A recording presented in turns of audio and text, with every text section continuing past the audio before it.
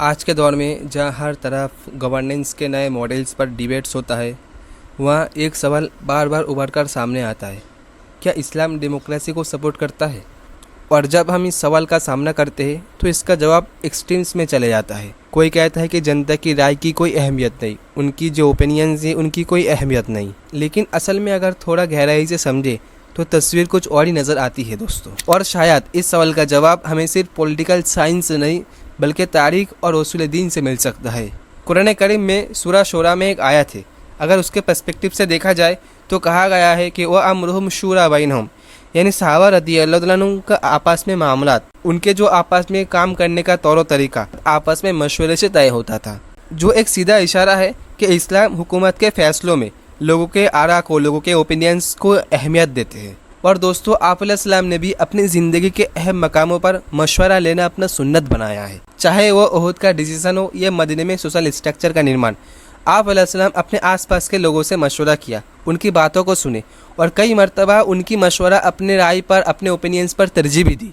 इसका मतलब ये हुआ कि इस्लाम में लीडरशिप का मतलब सिर्फ हुक्म देना नहीं बल्कि जिम्मेदारी के साथ फैसला लेना भी है। और ये जिम्मेदारी तन्हा नहीं बल्कि कलेक्टिव विजडम के जरिए निभाया जाता है। जब हम इस्लामिक हिस्ट्री का पहला दौर देखते हैं तो खिलाफत राशिदा का मॉडल हमें एक प्रैक्टिकल एग्जाम्पल देता है, जहाँ लीडरशिप खलीफा मशवरे के जरिए चुनी गई।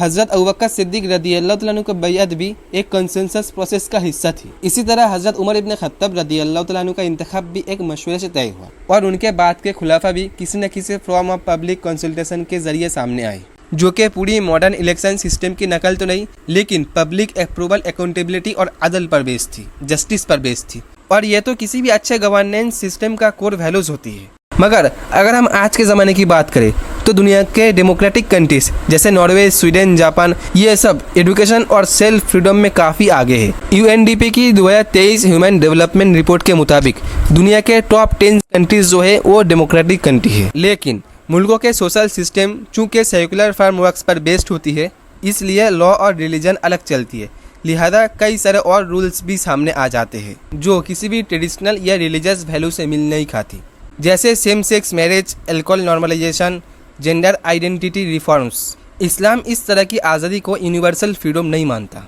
बल्कि इंसानी फितरत और अखलाकी जिम्मेदारी से बांध देते हैं। दोस्तों, यहाँ इस्लाम और मॉडर्न डेमोक्रेसी के अंदर एक नजरियानी फ़र्क समझना बहुत ज़रूरी है।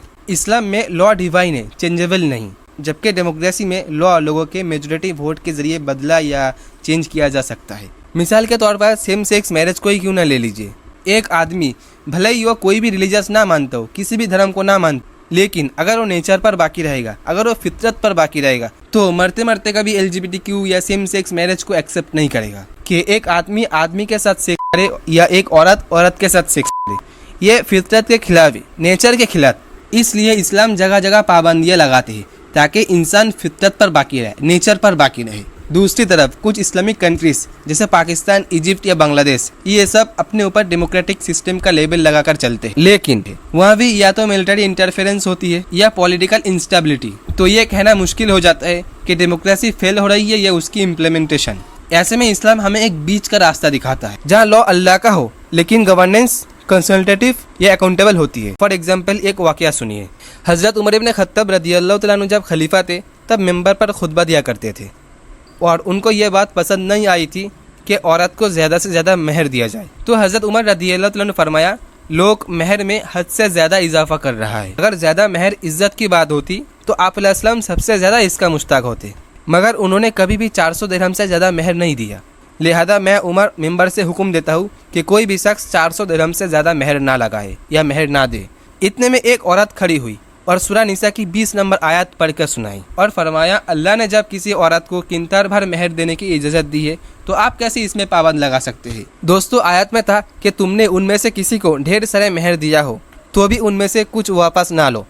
ये दोस्तों सूरा निसा में तलाक की बात चल रही थी, उस मौजू पर, उस टॉपिक पर अल्लाह ताला ने ये आयत नाजिल फरमाई। लिहाजा इसको बुनियाद बनाकर उस औरत ने हज़रत उमर इब्न खत्ताब रज़ियल्लाहु अन्हु को सबके सामने टोक दिया और हज़रत उमर रज़ियल्लाहु अन्हु उसको सुनते ही खामोश हो जाता है। फिर फरमाता है कि औरत ठीक कहा, उमर गलत पर था, मैं फ़ौरन अपना हुक्म वापस लेता हूँ।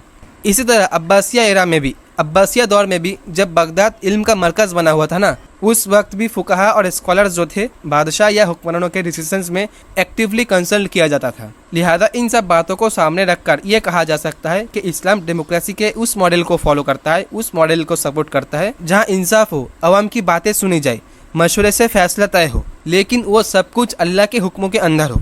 इस्लाम एक ऐसा तस्वुर का मॉडल देता है जहाँ फ्रीडम तो हो लेकिन विदाउट मोरल चाओस, जहाँ लीडरशिप तो हो लेकिन विदाउट डिक्टेटरशिप, जहाँ हुकूमत तो हो लेकिन विद रिस्पॉन्सिबिलिटी। और ये सिर्फ एक रिलीजियस मॉडल नहीं बल्कि एथिकल और ह्यूमन मॉडल भी है जो हर इंसान के लिए कैपेबल या रिलेवेंट हो सके, चाहे वो किसी भी मज़हब का हो। अस्सलामु अलैकुम।